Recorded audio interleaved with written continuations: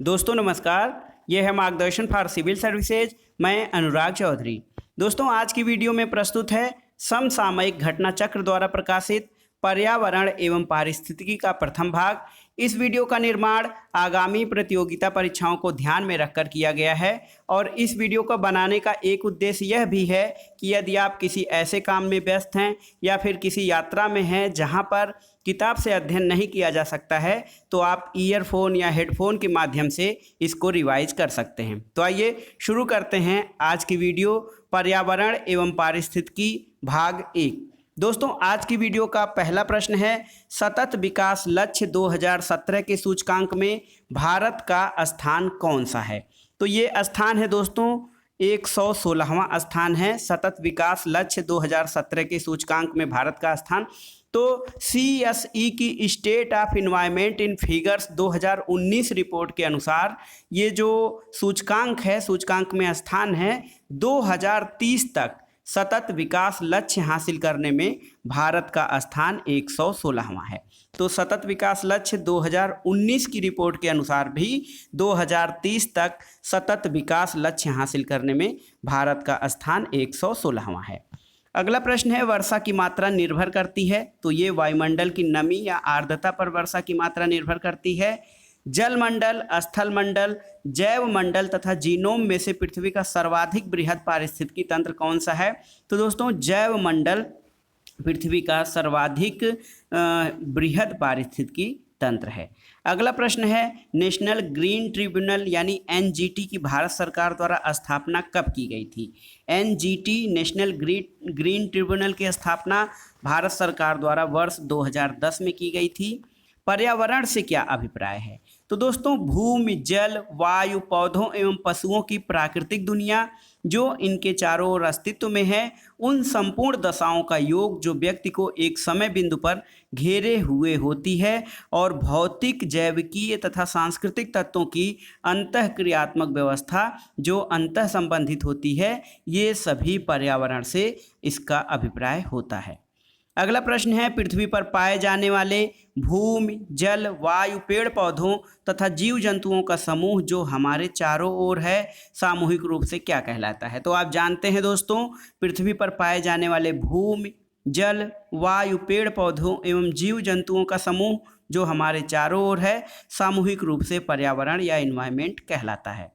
अगला प्रश्न, पर्यावरण किसी जीव के चारों तरफ घिरे भौतिक एवं जैविक दशाएं एवं उनके साथ अंतःक्रिया को सम्मिलित करता है। तो इसके अंतर्गत दोस्तों पर्यावरण संरक्षण अधिनियम 1986 की परिभाषा के अनुसार पर्यावरण की परिभाषा ये है कि पर्यावरण किसी जीव के चारों तरफ घिरे भौतिक एवं जैविक दशाएं एवं उनके साथ अंतःक्रिया को सम्मिलित करता है।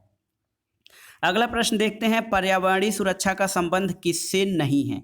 तो दोस्तों पर्यावरणीय सुरक्षा का संबंध गरीबी को कम करने से नहीं है, जबकि पर्यावरण की सुरक्षा से है और जो इसके मानव तथा इसके अंतःक्रियाएं हैं उनसे संबंधित है, लेकिन पर्यावरण सुरक्षा का संबंध गरीबी कम करने से नहीं है।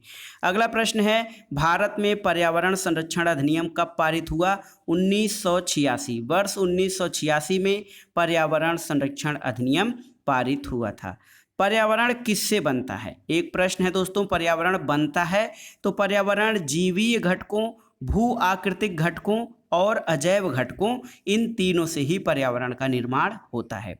अगला प्रश्न है, पर्यावरण के कुछ कारक संसाधन के रूप में कार्य करते हैं तथा कुछ कारक नियंत्रक के रूप में कार्य करते हैं। महत्वपूर्ण है, ये माना जाता है कि पर्यावरण के कुछ कारक जो हैं वो संसाधन के रूप में कार्य करते हैं, लेकिन कुछ कारक कार्य करते हैं तो वो नियंत्रक या कंट्रोलर के रूप में। अगला प्रश्न, धाड़ी विकास, सतत विकास या सस्टेनेबल डेवलपमेंट जिसे कहा जाता है, तो धाड़ी विकास के उपयोग के संदर्भ में अंतर पीढ़ीगत संवेदनशीलता का विषय क्या है? तो अंतर पीढ़ीगत संवेदनशीलता का विषय प्राकृतिक संसाधन या नेचुरल रिसोर्सेज हैं और सतत विकास के अंतर्गत ये माना जाता है कि हम प्राकृतिक संसाधनों का इस प्रकार से उपयोग या प्रयोग करें कि आगामी पीढ़ी के लिए भी ये बचे रहें। अगला प्रश्न है, विकास की वह अवधारणा जिसके तहत वर्तमान की आवश्यकताओं के साथ साथ भविष्य की आवश्यकताओं को भी ध्यान में रखा जाता है। तो ये धाड़ी विकास या सस्टेनेबल डेवलपमेंट से संबंधित है। अगला प्रश्न है, वर्ष 2002 में जोहानसबर्ग में आयोजित पृथ्वी सम्मेलन का मुख्य मुद्दा क्या था? तो जोहानसबर्ग दक्षिण अफ्रीका में आयोजित पृथ्वी सम्मेलन का मुख्य मुद्दा सतत विकास या सस्टेनेबल डेवलपमेंट था। और एक प्रश्न देखिए, बहुत ही महत्वपूर्ण है, संयुक्त राष्ट्र संघ ने सतत विकास लक्ष्यों यानी सस्टेनेबल डेवलपमेंट गोल्स SDGs का निर्धारण किया है। तो संयुक्त राष्ट्र संघ द्वारा कितने सतत विकास लक्ष्यों का निर्धारण किया गया है? तो ये हैं 17 सतत विकास लक्ष्य संयुक्त राष्ट्र संघ द्वारा निर्धारित किए गए हैं। अगला प्रश्न है, सतत विकास लक्ष्यों को प्राप्त करने की प्रगति की दिशा में विभिन्न देशों द्वारा किए गए प्रयासों की प्रगति जानने के लिए किसका निर्माण किया गया है? तो सतत विकास के लक्ष्य को प्राप्त करने की प्रगति जानने के लिए सस्टेनेबल डेवलपमेंट इंडेक्स का निर्माण किया गया है। विश्व पर्यावरण दिवस, तो विश्व पर्यावरण दिवस या वर्ल्ड इन्वायरमेंट डे दोस्तों 5 जून को मनाया जाता है। अगला प्रश्न है, देश की प्राकृतिक पूंजी में सम्मिलित किया जाता है। तो देश की प्राकृतिक पूंजी में वन, जल और खनिज संसाधनों को सम्मिलित किया जाता है। नेचुरल कैपिटल में वन, जल और खनिज शामिल किए जाते हैं। अगला प्रश्न है, वे संसाधन जो हमें प्रकृति द्वारा प्रदत्त होते हैं क्या कहलाते हैं? प्रकृति द्वारा प्रदत्त संसाधन प्राकृतिक पूंजी अथवा प्राकृतिक संसाधन कहलाते हैं। इन्हें इंग्लिश में नेचुरल रिसोर्सेज कहा जाता है। तो ये प्राकृतिक संसाधन जैसे हमारे वन, जल, भूमि, खनिज, ये सारे चीज़ें प्राकृतिक संसाधन के अंतर्गत आते हैं और विकास प्रक्रिया में इन संसाधनों का बहुत ही महत्वपूर्ण स्थान होता है और इन्हीं का उपयोग या दोहन करके विकास प्रक्रिया को आगे बढ़ाया जाता है। अगला प्रश्न है, वर्ष 1972 में आयोजित किया गया था स्टॉकहोम अंतर्राष्ट्रीय शिखर सम्मेलन वर्ष 1972 में आयोजित किया गया था स्वीडन के स्टॉकहोम में। अगला प्रश्न है, सौर विकिरण की सबसे महत्वपूर्ण भूमिका किसमें होती है? तो जल चक्र या वाटर साइकिल में सौर विकिरण की सबसे महत्वपूर्ण भूमिका होती है। एक प्रश्न देखते हैं, राष्ट्रीय पर्यावरण अभियांत्रिकी शोध संस्थान नीरी NEERI नीरी नागपुर, महत्वपूर्ण है, राष्ट्रीय पर्यावरण अभियांत्रिकी शोध संस्थान नीरी नागपुर में स्थित है। अगला प्रश्न है, नीरी क्या कार्य करता है? यानी राष्ट्रीय पर्यावरण अभियांत्रिकी शोध संस्थान क्या कार्य करता है?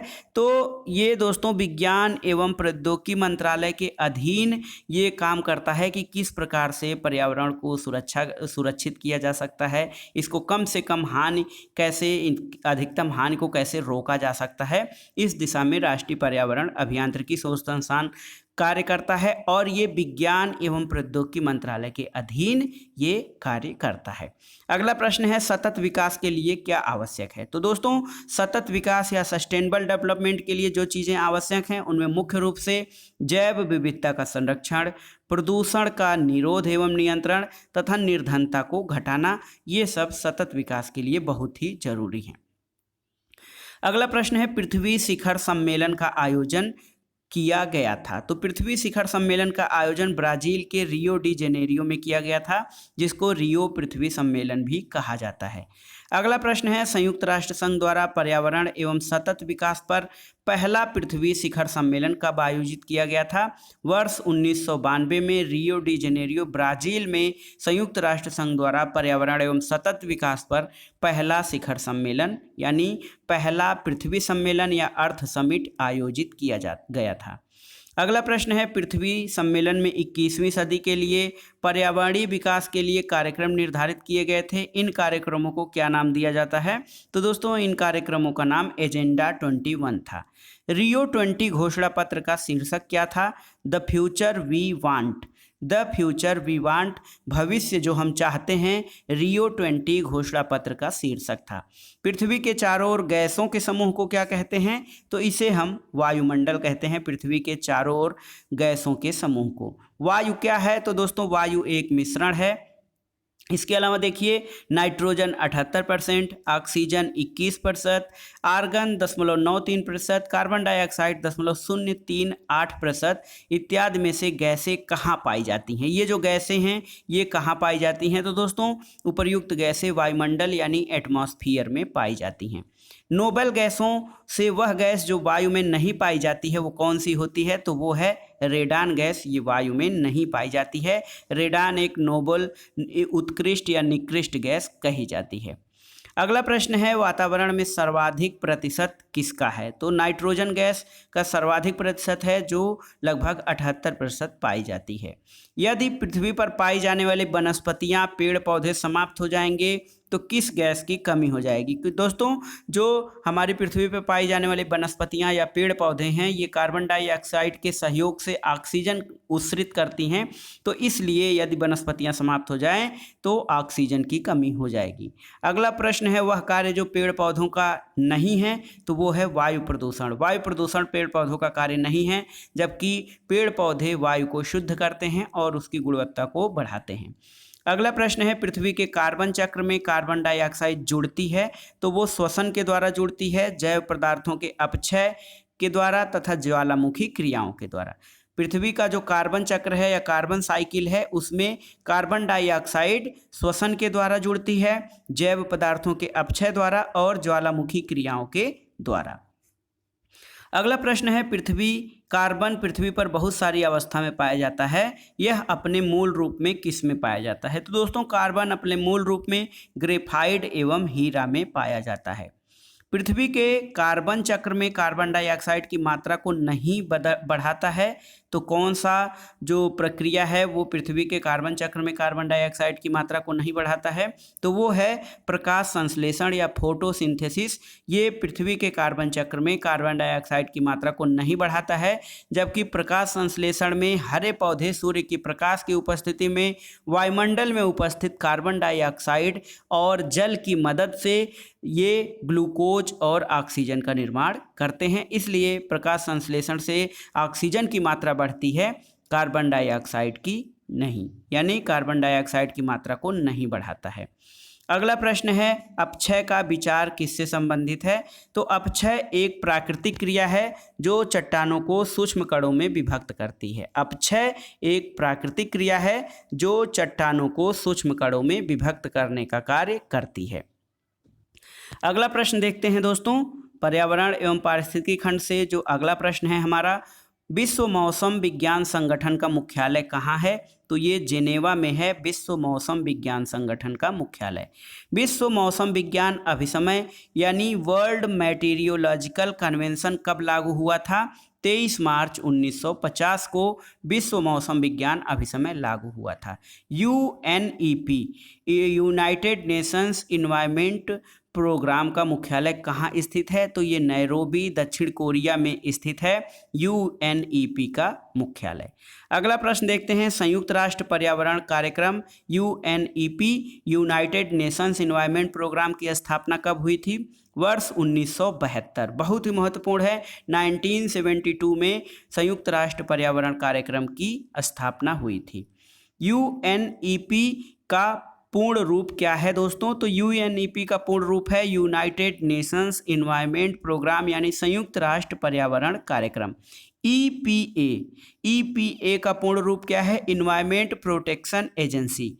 इन्वायरमेंटल पर्यावरणीय सुरक्षा अभिकरण EPA का फुल फॉर्म है। इन्वायरमेंट प्रोटेक्शन एजेंसी संयुक्त राज्य अमेरिका की संघीय एजेंसी है, संयुक्त राज्य अमेरिका की एक संघीय एजेंसी है। इसकी स्थापना कब हुई थी, तो दोस्तों पर्यावरणीय सुरक्षा अभिकरण की स्थापना 2 दिसंबर 1970 को हुई थी।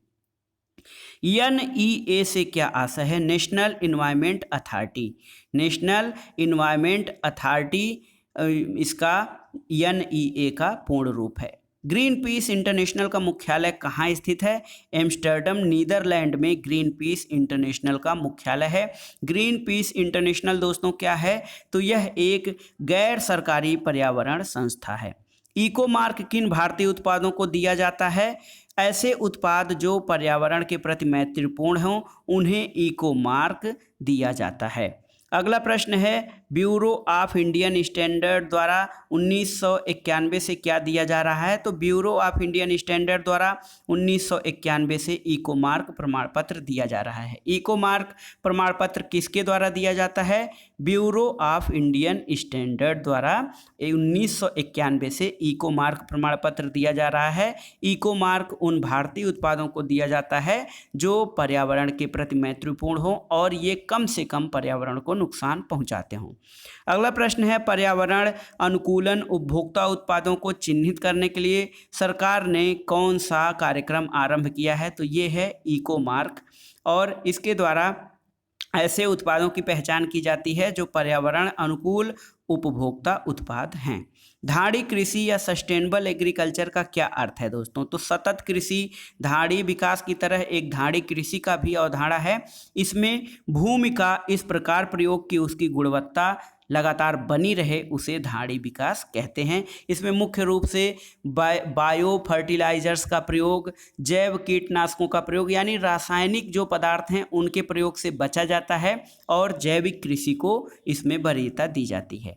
अगला प्रश्न है, भारत में टिकाऊ कृषि के लिए राष्ट्रीय मिशन कब से चल रहा है? 2014-15 से भारत में टिकाऊ कृषि के लिए एक राष्ट्रीय मिशन चल रहा है। भारत में हरित गृह कृषि, ग्रीन हाउस फार्मिंग आरंभ करने वाला राज्य कौन सा है? तो पंजाब राज्य भारत में ग्रीन हाउस कृषि प्रारंभ करने वाला राज्य है। अगला प्रश्न कथन कारण से संबंधित है, देखते हैं। कथन है, प्राकृतिक वनस्पति जलवायु की सही सूचकांक है, तो ये सही है। और दूसरा, जल प्रिय पौधे आर्द्र जलवायु में पाए जाते हैं। तो दोस्तों कथन और कारण दोनों सही है और RA का सही स्पष्टीकरण भी करता है। अगला प्रश्न है, नगरीकरण एवं औद्योगिकरण क्यों हानिकारक हैं? तो ये पहला है संतुलित विकास के लिए, दूसरा है पर्यावरण एवं पारिस्थितिकी के लिए, और तीसरा है जैव विविधता संरक्षण के लिए। तो नगरीकरण और औद्योगिकरण इन तीनों ही तत्वों के लिए उत्तरदायी हैं और ये उसके लिए हानिकारक भी हैं।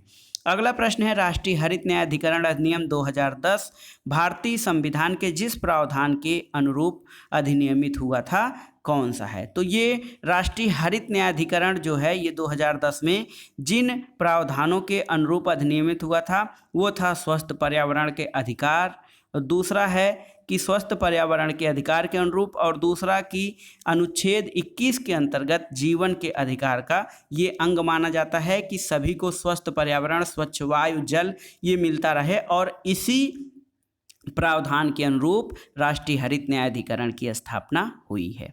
अगला प्रश्न है, राष्ट्रीय हरित न्यायाधिकरण ग्रीन ट्रिब्यूनल के अध्यक्ष कौन थे? तो आपको बताना है कौन है राष्ट्रीय हरित न्यायाधिकरण के अध्यक्ष। राष्ट्रीय हरित न्यायाधिकरण की स्थापना कब हुई थी दोस्तों? 18 अक्टूबर 2010 को राष्ट्रीय हरित न्यायाधिकरण की स्थापना की गई थी, 18 अक्टूबर 2010।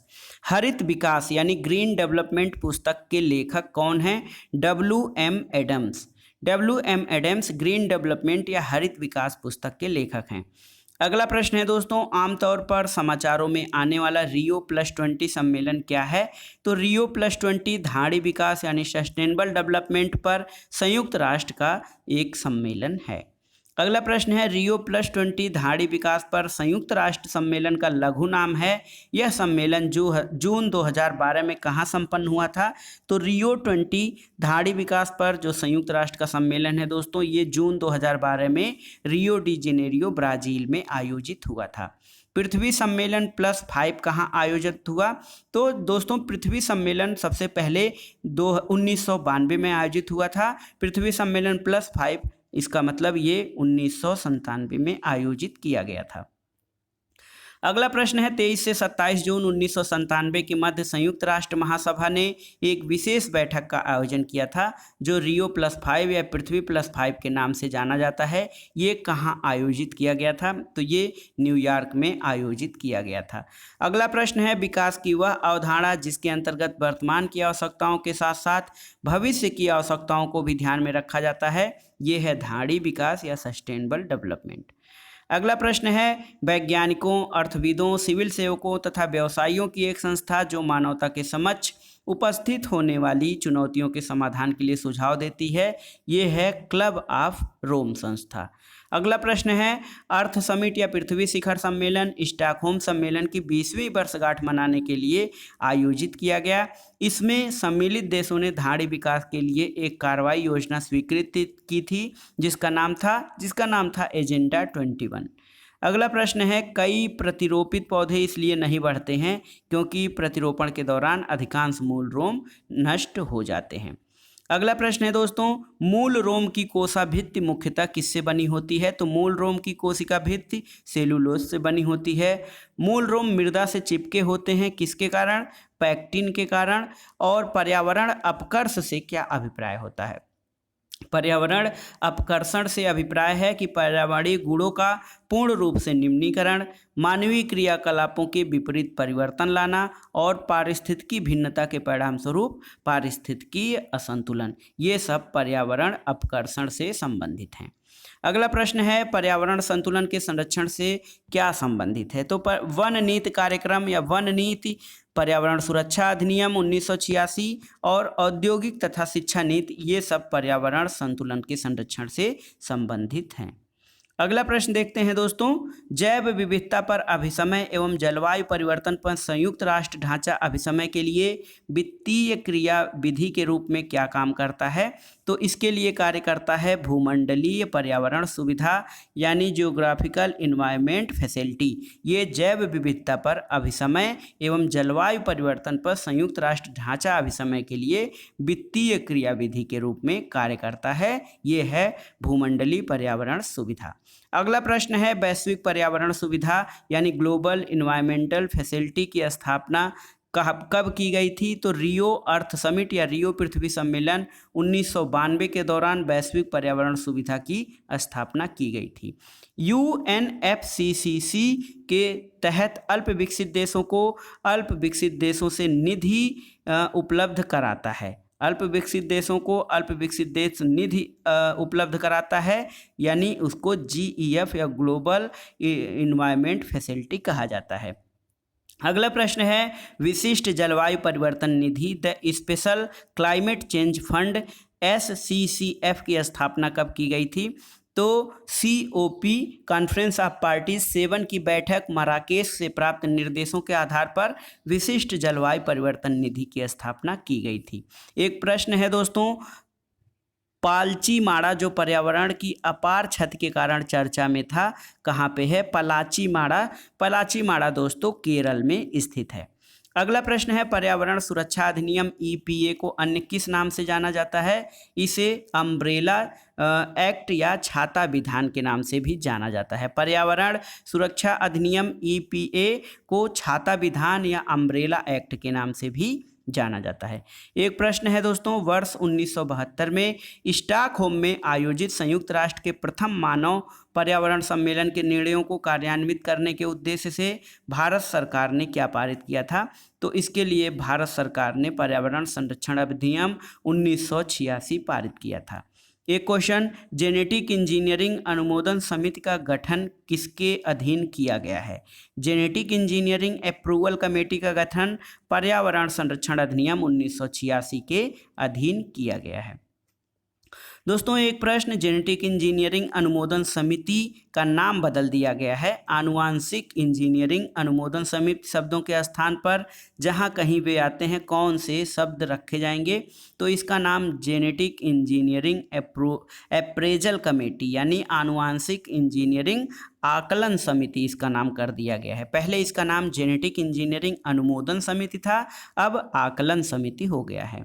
अपने वार्षिक सर्वेक्षण के परिणाम के रूप में नेशनल जियोग्राफिक सोसाइटी एवं अंतर्राष्ट्रीय मतदान कंपनी ग्लोबस्कैन ने ग्रीनडेक्स 2009 स्कोर के तहत भारत को शीर्ष स्थान दिया है। वह इस प्रकार है, विभिन्न देशों में पर्यावरणीय रूप से धाड़ी उपभोक्ता व्यवहार के मापक के आधार पर जो ग्लोबस्कैन ने ग्रीनडेक्स 2009 के तहत भारत को शीर्ष स्थान दिया था।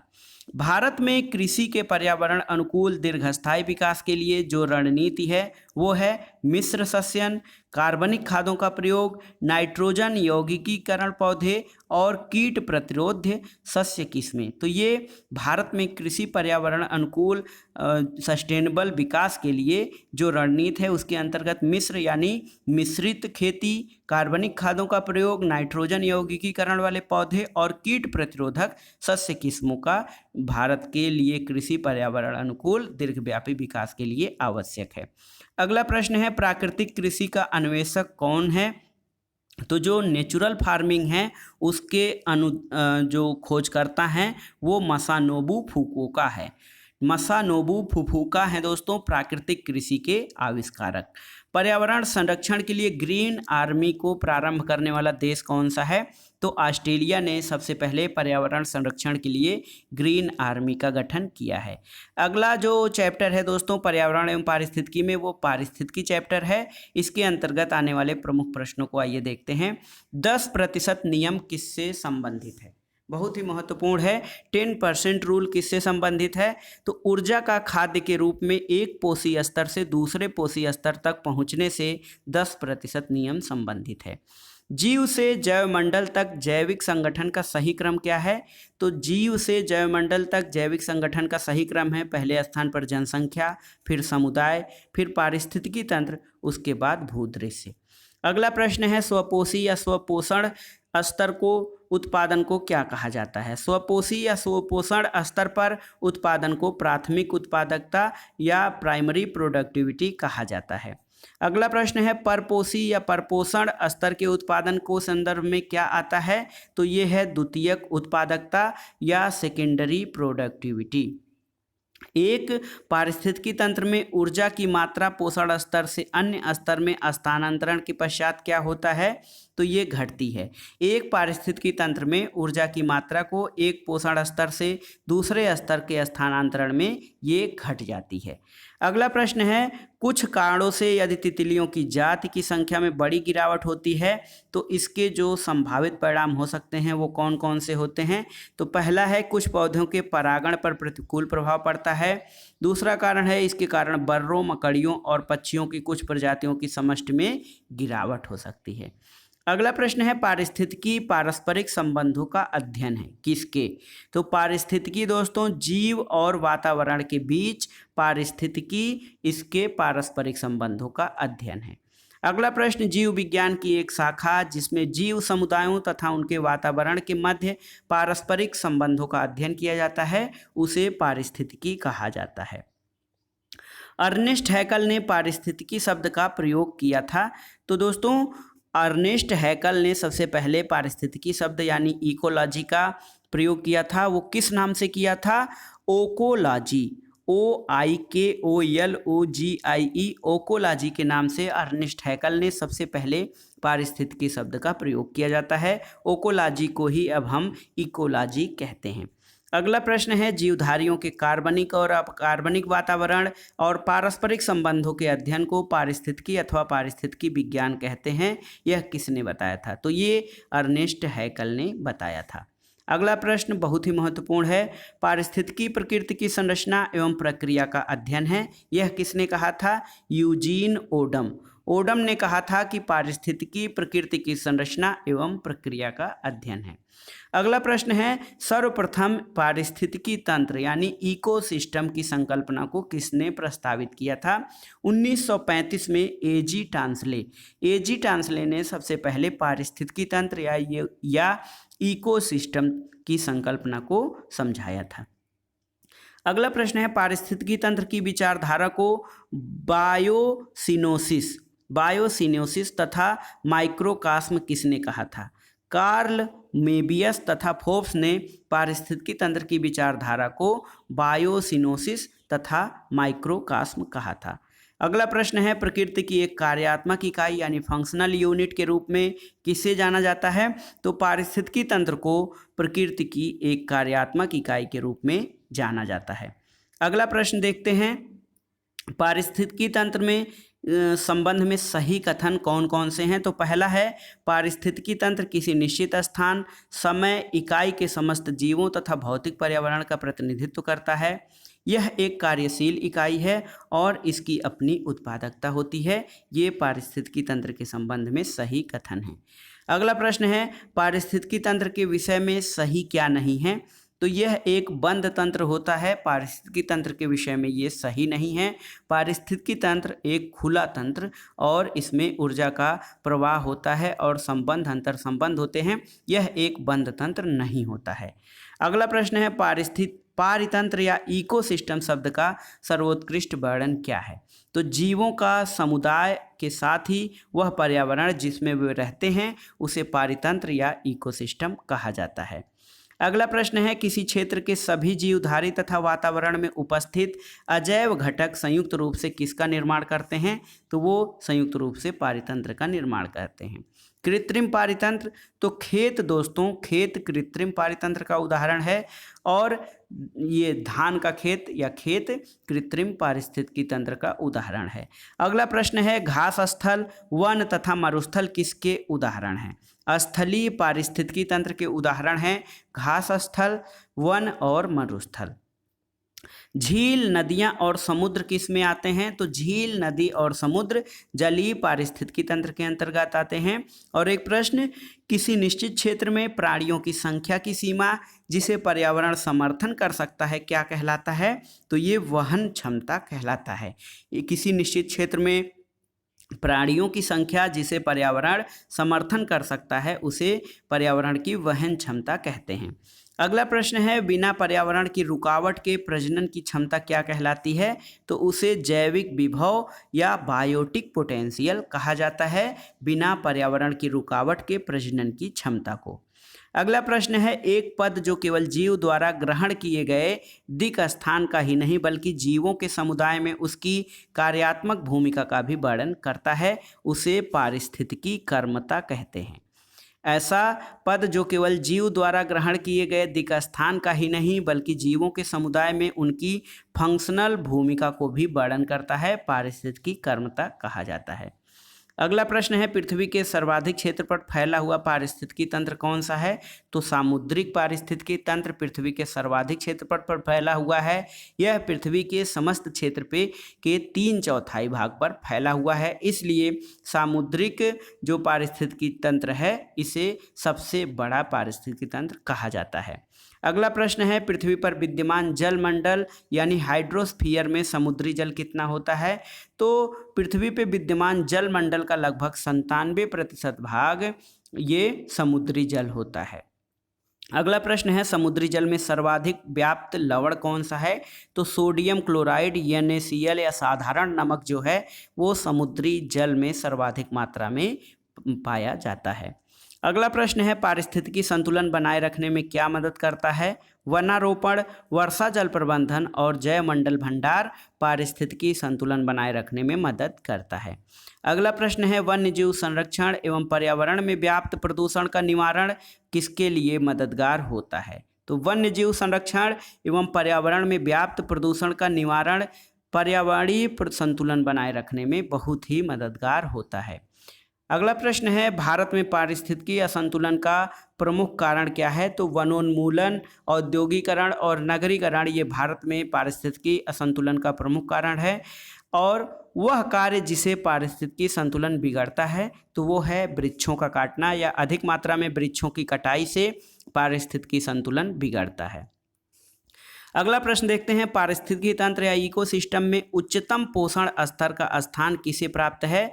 सर्वाहारी या ओमनीवोरस को पारिस्थितिकी तंत्र में उच्चतम पोषण स्तर का स्थान प्राप्त है।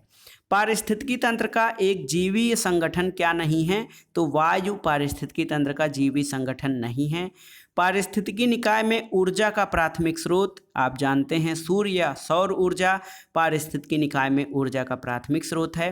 पारितंत्र में खाद्य श्रृंखला के संदर्भ में जिस प्रकार के जीव अपघटक करते हैं वो जीव क्या कहलाते हैं? तो वो कवक और विषाणु हैं जो जैव अपघटन का कार्य करते हैं। अपघटक वे जीव होते हैं जो अपक्षय या सड़न की प्रक्रिया को तेज करते हैं जिससे पुनः चक्रीकरण हो सके। तो ये पोषक तत्वों का अपघटक पोषक तत्वों का अपघटन करते हैं जो अपक्षय या सड़न की प्रक्रिया को तेज करते हैं जिससे पुनः उसका पोषक तत्वों में चक्रीकरण हो जाता है।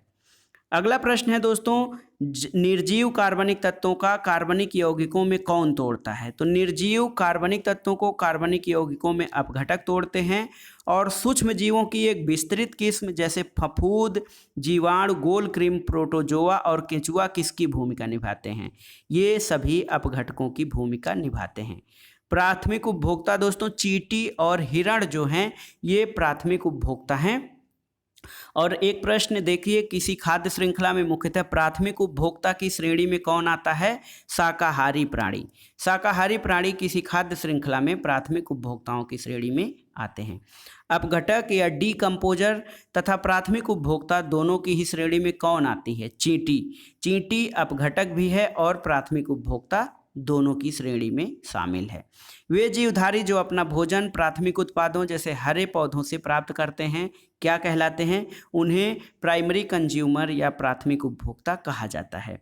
खाद्य श्रृंखला या फूड चेन में मानव क्या है? तो फूड चेन में मानव प्राथमिक और द्वितीयक उपभोक्ता दोनों है, क्योंकि ये हरी घास या प्राथमिक उपभोक्ता पे भी निर्भर होता है और जो पहला है जैसे सौर ऊर्जा से प्राप्त घास भूस है, वनस्पति और मांस दोनों ये उपभोग करता है, इसलिए खाद्य श्रृंखला में मानव प्राथमिक और द्वितीयक उपभोक्ता दोनों कहलाता है। अगला प्रश्न है, साग सब्जियों का सेवन करने पर मनुष्य प्राथमिक उपभोक्ता कहा जाता है, जबकि मांस भक्षी होने पर वो किस श्रेणी में आएगा? तो उसे द्वितीय उपभोक्ता की श्रेणी में रखा जाएगा यदि वह मांस खाता है। समुद्री वातावरण में मुख्य प्राथमिक उत्पादक कौन होते हैं? फाइकोप्लैंक्टन। फाइकोप्लैंक्टन दोस्तों समुद्री वातावरण में मुख्य प्राथमिक उत्पादक होते हैं। और पारिस्थितिकी तंत्र के जैविक घटकों में उत्पादक घटक कौन होते हैं? पारिस्थितिकी तंत्र के जैविक घटकों में उत्पादक घटक हरे पौधे होते हैं। हरे पौधे सूर्य के प्रकाश में उपयोग करके अपना आहार स्वयं निर्मित करते हैं। वो कौन सी प्रक्रिया कहलाती है? तो वो है दोस्तों प्रकाश संश्लेषण। प्रथम पोषक स्तर के अंतर्गत कौन आते हैं? प्रथम पोषक स्तर के अंतर्गत हरे पौधे आते हैं। हरे पौधे किस लवक की सहायता से, हरित लवक की सहायता से कौन सी प्रक्रिया अपने भोजन निर्माण के लिए करते हैं? तो हरे पौधे दोस्तों क्लोरोफिल की सहायता से प्रकाश संश्लेषण की प्रक्रिया करते हैं, जो अब उनके भोजन निर्माण में सहायक होता है। जीवित घटकों में शामिल होने के कारण पारिस्थितिकी तंत्र से संबंधित कौन होते हैं? हरे पौधे पारिस्थितिकी तंत्र से संबंधित होते हैं और ये जीवित घटकों से संबंधित होते हैं। एक घास स्थली पारिस्थितिकी तंत्र के खाद्य श्रृंखला के विभिन्न घटकों का सही क्रम कौन सा है? तो दोस्तों पहले स्थान पे है घास जो उत्पादक है। टिड्डा घास खाता है जो प्राथमिक उपभोक्ता है। इसके अलावा मेढक टिड्डे को आहार बनाता है जो द्वितीयक उपभोक्ता है। सांप जो है ये मेढक को आहार बनाता है और ये तृतीयक उपभोक्ता है। अब आइए अगला प्रश्न देखते हैं दोस्तों, ऐसे पदार्थ जिनके ऑक्सीकरण के पश्चात जीवधारियों को ऊर्जा प्राप्त होती है क्या कहा जाता है? तो ये खाद्य पदार्थ या फूड कहलाते हैं जिनके ऑक्सीकरण के बाद जीवधारियों को ऊर्जा प्राप्त होती है। जीवों के द्वारा ऊर्जा का प्रवाह किस रूप में होता है? तो जीवों द्वारा ऊर्जा का प्रवाह एक दिशी या यूनिडायरेक्शनल होता है। आहार श्रृंखला का निर्माण कौन करता है? घास, बकरी और मानव ये मिलकर एक आहार श्रृंखला या फूड चेन का निर्माण करते हैं। अगला प्रश्न है दोस्तों, जीवभार का पिरामिड जैसे पारिस्थितिकी तंत्र का उलट जाता है वो कौन सा है? तो वो तालाब है। इसमें जीवभार का पिरामिड तालाब के पारिस्थितिकी तंत्र में उलट जाता है। अगला प्रश्न है, पारिस्थितिकी तंत्र के विभिन्न स्तरों के प्रति इकाई क्षेत्र में उपस्थित जीवभार के रेखा चित्रीय निरूपण को क्या कहा जाता है? तो पारिस्थितिकी तंत्र में विभिन्न स्तरों के प्रति इकाई क्षेत्र में उपस्थित जीवभार के रेखा चित्र को जीवभार का पिरामिड कहा जाता है। और स्थलीय पारिस्थितिकी तंत्र में जीवभार का पिरामिड कैसा होता है? तो वो सीधा या अपराइट होता है। अगला प्रश्न है, पारिस्थितिकी तंत्र में डीडीटी का समावेश होने के बाद किस एक जीव में उसका अधिकतम सांद्रण प्रदर्शित होगा? तो जो जीव टॉप पे होगा यानी शीर्ष पे होगा खाद्य श्रृंखला के, उसमें डीडीटी का सर्वाधिक सांद्रण प्रकट होगा। अगला प्रश्न है, जब कुछ प्रदूषक आहार श्रृंखला के साथ सांद्रता में बढ़ते हैं और ऊतकों में जमा हो जाते हैं तो इस घटना को क्या कहा जाता है? इस घटना को जैविक आवर्धन या बायोमैग्निफिकेशन कहा जाता है। डीडीटी जैसे प्रदूषक क्या होते हैं? तो दोस्तों ये डीडीटी जैसे प्रदूषक या कीटनाशक ये जैव अनियमिकरण नॉन बायोडिग्रेडेबल होते हैं, इसलिए एक श्रृंखला से दूसरे श्रृंखला में ये पहुंचते हैं और इनका कभी समापन नहीं होता है। पारिस्थितिकी मित्र कौन नहीं है? तो यूकेलिप्टस, इसको पारिस्थितिकी का दुश्मन कहा जाता है, इसलिए ये पारिस्थितिकी का शत्रु है क्योंकि यूकेलिप्टस पानी की खपत अधिक मात्रा में करता है। अगला प्रश्न है, यूकेलिप्टस को उसकी अत्यधिक जल ग्रहण शक्ति के कारण क्या घोषित किया गया है? तो इसे पारिस्थितिकी शत्रु या पर्यावरण का दुश्मन घोषित किया गया है। वह वृक्ष जो पर्यावरणीय संकट माना जाता है वो यूकेलिप्टस है। और लैंटिक आवास का उदाहरण क्या है दोस्तों? तालाब एवं दलदल लैंटिक आवास के उदाहरण हैं। अगला प्रश्न है, स्थिर जल के आवास लैंटिक आवास के अंतर्गत आते हैं, इसके उदाहरण कौन से हैं? आर्द्रभूमि, तालाब, झील, जलाशय, पोखरे, ये सब स्थिर जल के आवास के अंतर्गत आते हैं जिन्हें लैंटिक आवास कहा जाता है। अगला प्रश्न है, बहते जल के आवास लैटिक आवास, लौटिक या लोटिक आवास कहे जाते हैं, जैसे नदी। दो भिन्न समुदायों के बीच का संक्रांति क्षेत्र क्या कहलाता है? बहुत ही महत्वपूर्ण है, दो भिन्न समुदायों के बीच का संक्रमण क्षेत्र इकोटोन कहलाता है। और सर्वाधिक अस्थायी पारिस्थितिकी तंत्र क्या है? महासागर। महासागर सर्वाधिक अस्थायी पारिस्थितिकी तंत्र है। पारिस्थितिकी तंत्र में तत्वों के चक्रण को क्या कहा जाता है? बहुत ही इंपॉर्टेंट है, ये जैव भू रासायनिक चक्र। जैव भू रासायनिक चक्र कहा जाता है, बायो जियोकेमिकल साइकिल कहलाता है दोस्तों पारिस्थितिकी तंत्र में तत्वों का चक्रण। अगला प्रश्न है, जल चक्र को ओडम ने सम्मिलित किया था। तो जल चक्र को ओडम ने गैसीय चक्र में शामिल किया था। और पारिस्थितिकी संतुलन का संबंध किससे नहीं है? औद्योगिक प्रबंधन। औद्योगिक प्रबंधन से पारिस्थितिकी संतुलन का संबंध नहीं है। अगला प्रश्न है दोस्तों, पारिस्थितिकी अस्थायी मितव्ययिता है, यह किस आंदोलन का नारा था? चिपको आंदोलन। चिपको आंदोलन का नारा था पारिस्थितिकी अस्थायी मितव्ययिता है। अगला प्रश्न है, नर्मदा नदी के ऊपर बनाई जा रही बहुउद्देशीय बांध परियोजना को रोकने के लिए कौन सा आंदोलन चलाया गया था? तो वो था नर्मदा बचाओ आंदोलन, मेधा पाटेकर के नेतृत्व में। तो अगला प्रश्न देखते हैं, दक्षिण भारत का पर्यावरण संरक्षण किससे संबंधित आंदोलन है? तो दक्षिण भारत में पर्यावरण संरक्षण से संबंधित आंदोलन एपिको आंदोलन है। चिपको आंदोलन किससे संरक्षित है? तो ये पादप संरक्षण या वनों के संरक्षण से चिपको आंदोलन का संबंध है। अगला प्रश्न है, पारिस्थितिकी तंत्र में संबंधित मुख्य कथन क्या है? तो दोस्तों पारिस्थितिकी तंत्र या इकोसिस्टम का प्रयोग सर्वप्रथम एजी टांसले ने किया था। और जो जीव अपना भोजन स्वयं उत्पादित करते हैं उन्हें स्वपोषी कहा जाता है। तो ये पारिस्थितिकी तंत्र के संबंध में महत्वपूर्ण कथन हैं। अगला प्रश्न है, पारिस्थितिकी तंत्र या इकोसिस्टम शब्द का प्रयोग सर्वप्रथम किसने किया था? एजी टांसले ने। और एक प्रश्न देखते हैं, सूक्ष्म जीव जो मृत पौधों, जंतुओं एवं अन्य पौधों को सड़ा गलाकर उन्हें वियोजित करते हैं उन्हें वियोजक या डीकम्पोजर कहा जाता है। अगला प्रश्न है, पारितंत्रों की घटती उत्पादकता के क्रम में सही क्रम क्या है? तो सर्वाधिक जो उत्पादकता होती है वो मैंग्रोव का है, मैंग्रोव पारितंत्र का, उसके बाद घास स्थल का, फिर झील का और उससे कम महासागर का होता है। अगला प्रश्न है, अधिक विविधता वाले पारितंत्र की उत्पादकता अधिक होगी। तो जिस पारितंत्र में विविधता अधिक होती है उसकी उत्पादकता भी अधिक होती है।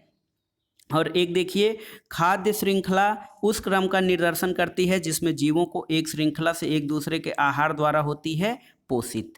और पारिस्थितिकी तंत्र में ऊर्जा का अंतरण क्रमबद्ध स्तरों की एक श्रृंखला में होता है, इसे क्या कहते हैं? इसे खाद्य श्रृंखला या फूड चेन कहते हैं। अगला प्रश्न है, जैवमंडलीय पारिस्थितिकी तंत्र में ऊर्जा का प्रवाह क्या होता है? तो हमने पढ़ लिया है, जैवमंडल पारिस्थितिकी तंत्र में ऊर्जा का प्रवाह एक दिशीय होता है। ऊर्जा का न तो सृजन हो सकता है न ही उसे नष्ट किया जा सकता है, एक दूसरे स्वरूप में परिवर्तित ही किया जा सकता है। ये ऊष्मागतिकी का पहला नियम है या इसे ऊर्जा संरक्षण का नियम भी कहा जाता है। अगला प्रश्न है, हर पोषण स्तर पर उपलब्ध ऊर्जा की मात्रा जो है वो उसमें घटती जाती है। और अगला प्रश्न, विभिन्न पारिस्थितिकी क्षेत्रों में उत्पादकताओं की सकल उत्पादकता का ही शाकाहारियों द्वारा संगीकरण हो पाता है, तो वो है लगभग 10% भाग का, सभी संपूर्ण उत्पादकता का 10% भाग ही शाकाहारियों द्वारा स्वांगीकृत हो पाता है। सर्वप्रथम डीप इकोलॉजी शब्द का प्रयोग किसने किया था? अर्नीस नेस ने सबसे पहले डीप इकोलॉजी शब्द का प्रयोग किया था। पारिस्थितिकी निके या पारिस्थितिकी निकेत की संकल्पना किसने प्रतिपादित किया था? ग्रीनेल एक विचारक हैं दोस्तों। ग्रीनेल ने पारिस्थितिकी निकेत की संकल्पना प्रतिपादित किया था। अगला प्रश्न है, पारिस्थितिकी पदछाप के माप किसके माप की इकाई है? तो पारिस्थितिकी पदछाप भूमंडलीय हेक्टेयर के माप की इकाई है। एक मनुष्य के जीवन को पूर्ण रूप से धारण करने के लिए जितने भूमि या न्यूनतम भूमि की आवश्यकता होती है उसे क्या कहते हैं? उसे इकोलॉजिकल फुटप्रिंट या पारिस्थितिकी पदछाप कहा जाता है। अविवेकशील जीवन शैली जिसमें पारिस्थितिकी तंत्र के घटकों तथा जल, ऊर्जा इत्यादि का आवश्यकता से अधिक दोहन किया जाता है, वो क्या बढ़ा देती है? तो वो पदछाप या इकोलॉजिकल फुटप्रिंट के आकार को बढ़ा देती है। भारतीय जीव संरक्षण अधिनियम कब लागू हुआ था? तो भारतीय वन्य जीव संरक्षण अधिनियम 1972 में लागू हुआ था, जबकि पर्यावरण संरक्षण अधिनियम 1986 में। जनजातियों एवं अन्य पारंपरिक वन निवासियों के वन अधिकारों को मान्यता का अधिनियम कब लागू किया गया? दिसंबर 2006 में। और वन संरक्षण अधिनियम 1980 में।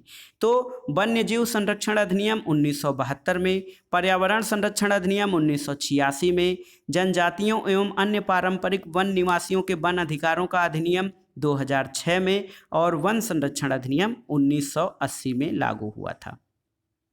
मिलेनियम इकोसिस्टम असेसमेंट पारिस्थितिकी तंत्र की सेवाओं के प्रमुख वर्गों का वर्णन करता है। तो ये है दोस्तों व्यवस्था, समर्थन, नियंत्रण, संरक्षण और सांस्कृतिक।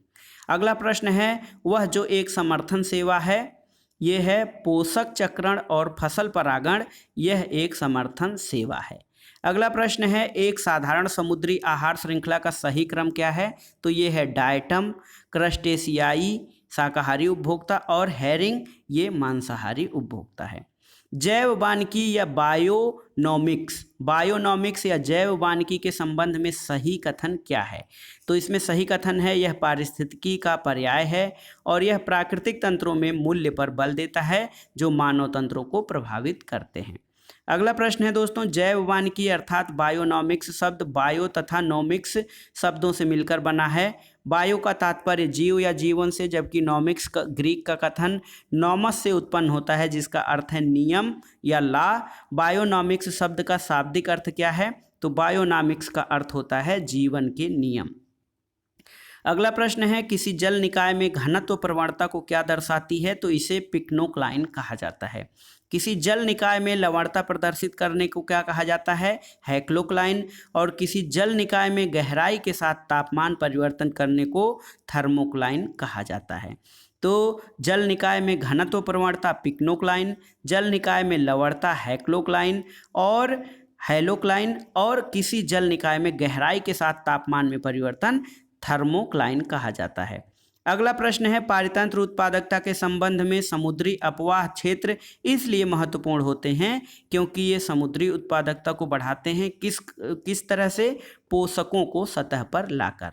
अगला प्रश्न है, वायु प्रवाह द्वारा समुद्री की सतह पर विद्यमान गर्म पोषक रहित जल को सघन ठंडे तथा पोषक तत्वों से परिपूर्ण जल द्वारा स्थानांतरित कर दिया जाता है समुद्री उत्प्रवाह के द्वारा। अगला प्रश्न है, पारिस्थितिकी संवेदी क्षेत्र वे क्षेत्र हैं जिन्हें घोषित किया गया है। तो दोस्तों, पर्यावरण संरक्षण अधिनियम 1986 के तहत पारिस्थितिकी संवेदी क्षेत्र वे क्षेत्र होते हैं जिन्हें पर्यावरण संरक्षण अधिनियम 1986 के तहत पर्यावरण संवेदी या पारिस्थितिकी संवेदी घोषित किया गया है। अगला प्रश्न है, पारिस्थितिकी संवेदी क्षेत्रों में कृषि को छोड़कर सभी मानव क्रियाओं का निषेध नहीं है, बल्कि कुछ पर प्रतिबंध लगाया गया है और कुछ को किया गया है विनियमित। अगला प्रश्न है, घास स्थलों में वृक्ष पारिस्थितिकी अनुक्रमण के अंश के रूप में जिस कारण घासों को प्रतिस्थापित नहीं करते हैं वो ये है जल की सीमाओं एवं आग के कारण। तो घास स्थलों में वृक्ष पारिस्थितिकी अनुक्रमण के अंश के रूप में जिस कारण घासों को प्रतिस्थापित नहीं किया जाता है वह कारण है जल की सीमा और आग के कारण। अगला प्रश्न है दोस्तों, भौतिक पर्यावरण में किसी समुदाय के समय के साथ रूपांतरण क्या कहलाता है? भौतिक पर्यावरण में किसी समुदाय का समय के साथ रूपांतरण पारिस्थितिकी अनुक्रमण कहलाता है।